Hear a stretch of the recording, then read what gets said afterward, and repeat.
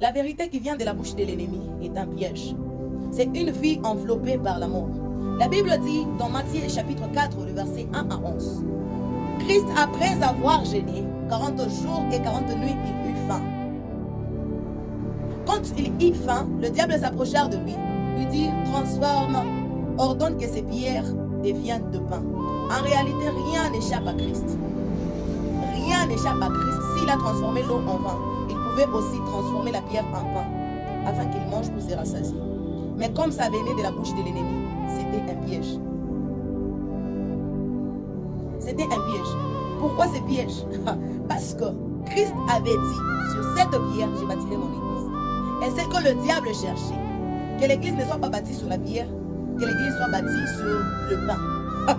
Comme ça venait de la bouche de l'ennemi, c'était un piège. La Bible dit dans Jean chapitre 18, le verset 19, Christ devant Pilate et Hérode lui posèrent la question, es-tu le roi des Juifs? En réalité, Christ est le roi des Juifs. Mais comme ça venait de la bouche de l'ennemi, Christ ne pouvait pas considérer, car c'était un piège. C'était un piège. Il ne pouvait pas considérer. J'aime la réaction de Christ. Il dit, toi-même tu l'as dit. Dieu dit à Adam et Ève, mangez à tout fruit du jardin. Quant à l'arbre du milieu de coucher, ne mangez point. Le diable vient vers Ève. Il dit à Ève, Dieu a-t-il réellement dit que vous n'en mangerez pas à cette fruit? En réalité, c'était vrai. Comme ça venait de la bouche de l'ennemi, c'était un piège pour Ève et Adam. Bien-aimés, soyons des gens conduits par le Saint-Esprit, afin que ta vérité ne soit pas un piège pour les autres, que ta vérité soit une bénédiction pour les autres.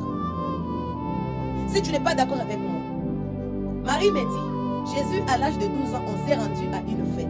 Arrivé là-bas, il n'y avait plus de vin. Moi, j'ai dit à Jésus, nous n'avons plus de vin. Faites ce qu'il vous dira, afin qu'il fasse de vin. Pourquoi Jésus a considéré la parole de Marie? Pourquoi il a considéré cela? Parce que Marie est celle qui fait la volonté de Dieu. Pour tout celui qui fait la volonté de Dieu, la vérité de celui qui fait la volonté de Dieu est une bénédiction. Mais la vérité de celui-là qui ne fait pas la volonté de Dieu est une malédiction. C'est un piège pour toi. Bien-aimés, soyons vrais afin que nos vérités aident les autres. Que Dieu bénisse.